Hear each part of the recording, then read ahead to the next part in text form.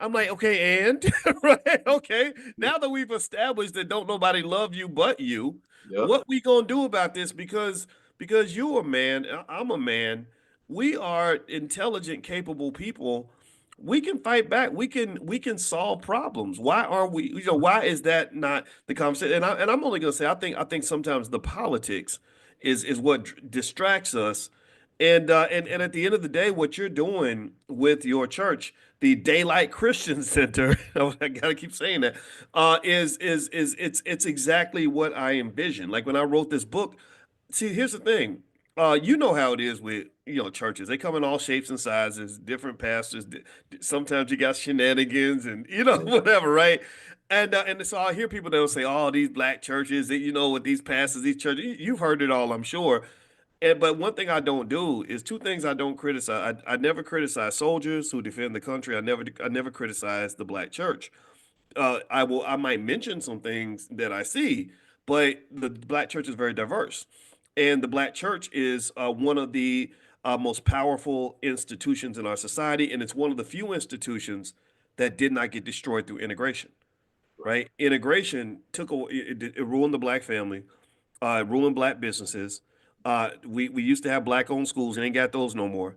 And so the church is a place, it's one of the few places that really actually has the capacity to be um, an educational institution. It can be an extended family. It has the ability to be an economic institution. And it really comes down to the mindset of those who are leading the flock, right? Exactly. Is the pastor and the bishops and the deacons and everybody else, are they in tune with the amount of power they wield and the potential that's there? Because there's one other church in Cincinnati. I forgot the name of the church, but I was so excited because I went to visit the church and they were teaching the whole congregation stock options, and they were all investing together. And Right. I met one random couple. They were like, "Yeah, we made $700,000 because we invested along with the pastor and did whatever." And I said, "That's what I'm talking about. Yep. That's what you do, right?" So to me, what you're doing, man, is so powerful. And I'd like to hear more about that because I think everybody listening, a lot of y'all in here, y'all go to church, or maybe some of y'all run churches, and if you don't go to church, that's okay. You can have just a gathering, right? You're heading families, you're all these things. I want y'all to listen. So brother, can you tell us more about what you're doing and how you're applying just ideas that you believe in?